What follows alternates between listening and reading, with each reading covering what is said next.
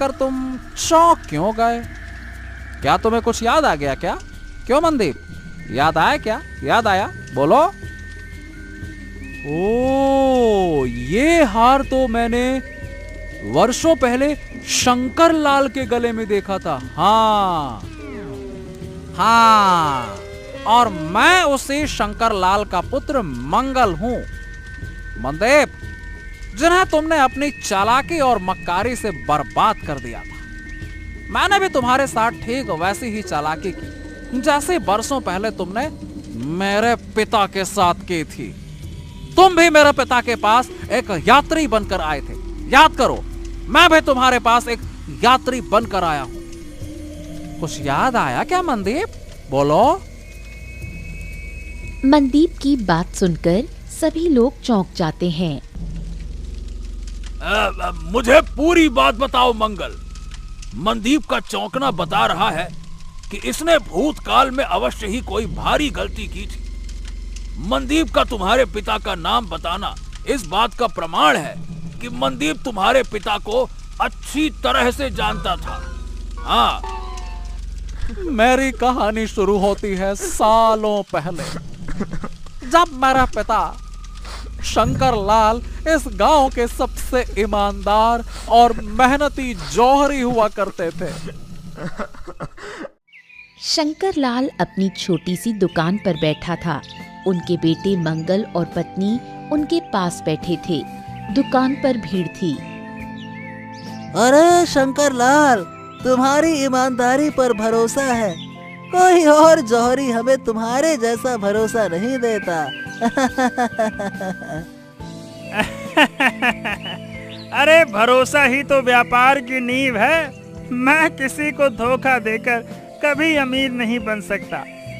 सोना शुद्ध हो या खोटा, मैं तो सच बता देता हूँ बस। पिताजी, आप हमेशा कहते हैं कि ईमानदारी सबसे बड़ी संपत्ति है।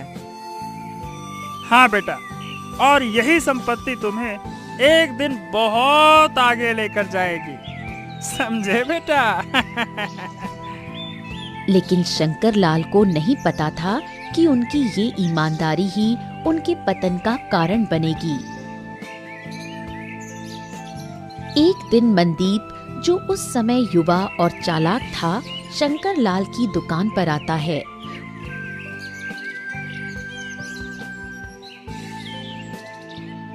वो शंकर लाल से एक बड़े सौदे की बात करता है। शंकर लाल जी, मेरा नाम मनदीप है। मैं एक यात्री हूँ। मेरे पास ढेर सारा सोना है। मैं उस सोने को राज्य में बेचने जा रहा था, परंतु मैंने आपके बारे में सुना कि आप बहुत पारखी हैं सोने के मामले में, और मतलब माहिर, पहुंचे हुए पारखी हैं।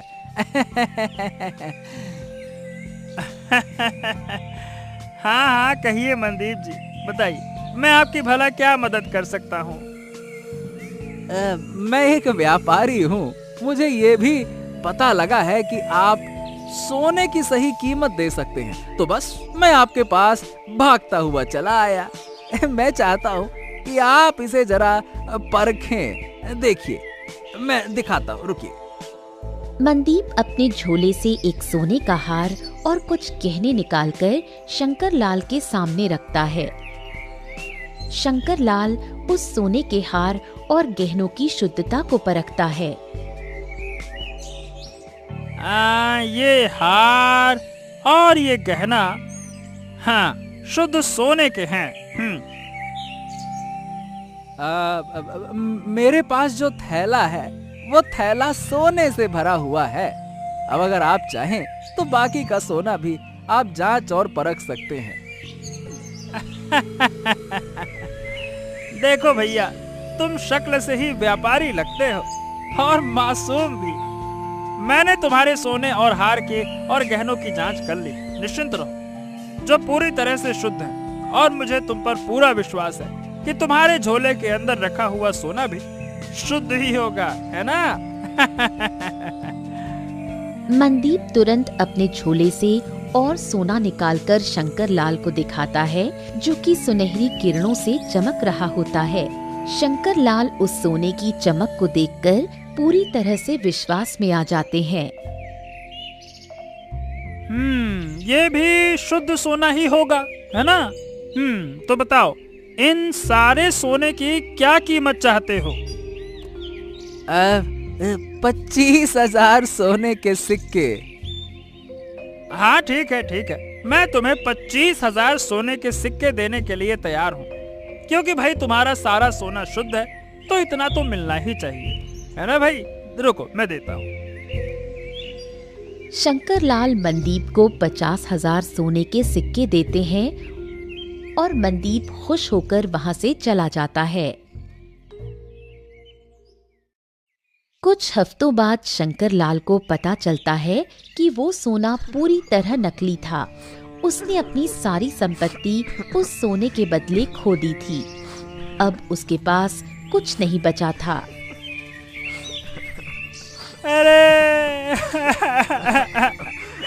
अरे मनदीप ने मुझे धोखा दे दिया।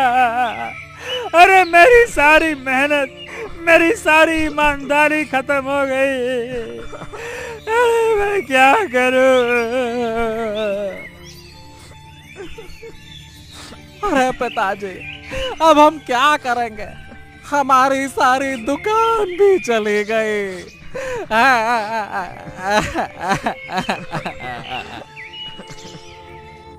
शंकर लाल इस सदमे को बर्दाश्त नहीं कर पाया।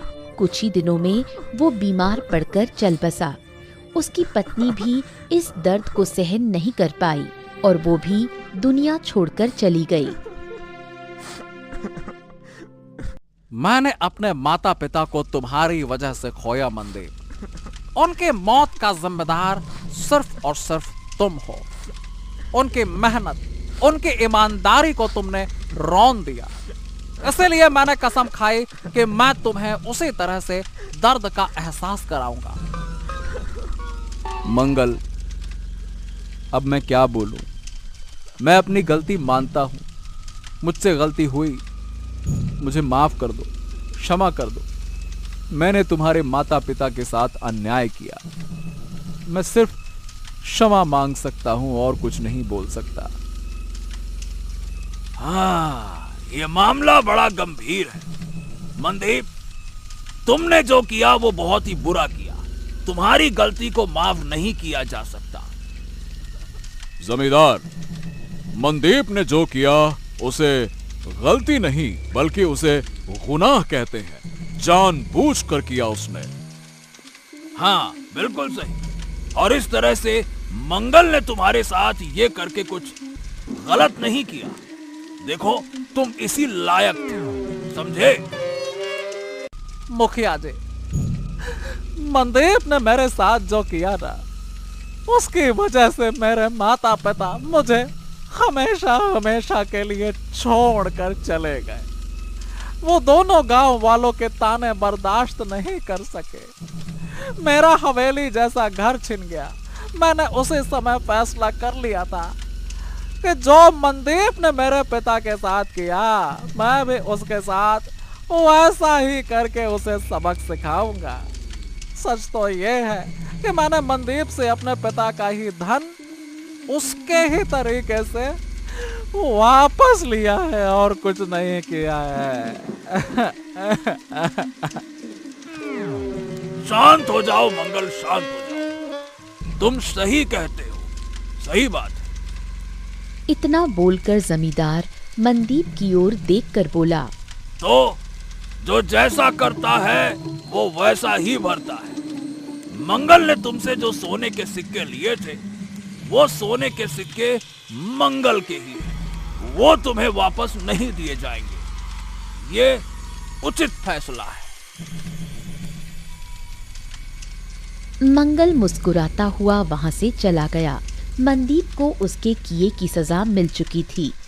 मनदीप का मान सम्मान उसके गांव में खत्म हो गया। मनदीप हमेशा अपने उस धोखे को लेकर पछताता रहा।